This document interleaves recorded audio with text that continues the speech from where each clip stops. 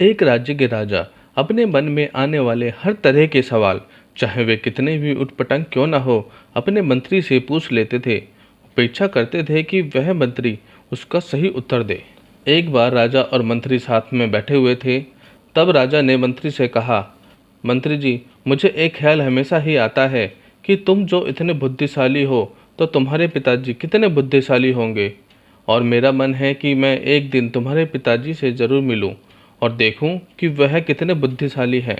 मंत्री ने राजा से कहा, महाराज, मेरे पिता एकदम सीधे साधे, भोले भाले और गांव देहात में रहने वाले सरल आदमी हैं।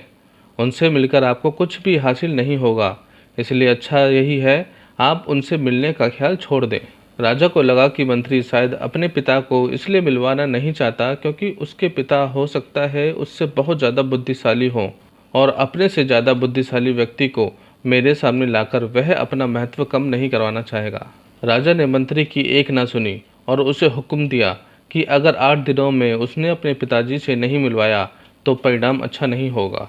मंत्री के पास कोई और चारा नहीं था, तो मंत्री ने गांव से अपने पिता को संदेश भिजवा कर बुलवा लिया। मंत्री अब सच में दुविधा में था, क्योंकि उसके पिता सच में बहुत सरल और भोले भाले आदमी थे। मंत्री ने अपने पिता को अच्छे नए कपड़े खरीद कर दिए और उन्हें एक बात कही, चाहे कुछ भी हो जाए, राजा कुछ भला बुरा कहे या गुस्सा करे, आपको उनके सामने बिल्कुल मुंह नहीं खोलना है।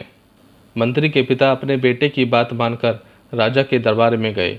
उनको देखते ही राजा ने पहचान लिया कि वह मंत्री के पिता हैं, लेकिन सिर्फ बात शुरू करने के लिए राजा ने कहा, क्या आप ही मंत्री के पिता हैं? मंत्री के पिता बिना कुछ बोले वहीं पर शांति से खड़े रहे, जैसे उन्हें राजा की भाषा समझ ही नहीं आ रही हो। राजा ने एक के बाद एक कई सवाल किए। आपके गांव का नाम क्या है? गांव में सभी लोग कैसे हैं? इस साल बारिश हुई या नहीं? फसल कैसी हुई? लेकिन मंत्री के पिता अपने बेटे के समझाए अनुसार एक भी शब्द नहीं बोले। राजा को गुस्सा आ गया और वह बड़बड़ाने लगा, कैसे मूर्ख से आज पाला पड़ गया।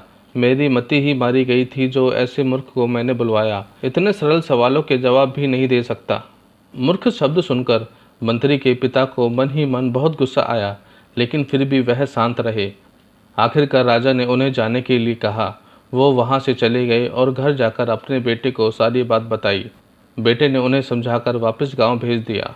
2 दिनों बाद जब राजा मंत्री से मिला तो राजा ने मंत्री से पूछा, मंत्री जी, एक बात बताओ कि जब हमारा पाला किसी मूर्ख से पड़ जाए, ऐसी स्थिति में हमें क्या करना चाहिए और कैसे करना चाहिए? मंत्री इसी मौके की तलाश में था।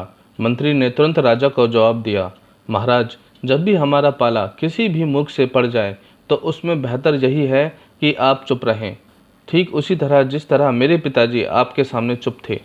यह सुनकर राजा का मुंह देखने लायक था, क्योंकि मंत्री ने न सिर्फ अपने पिता का बदला ले लिया था, बल्कि यह भी साबित कर दिया था कि अगर कोई मूर्ख है तो वह राजा है, ना कि उसके पिताजी।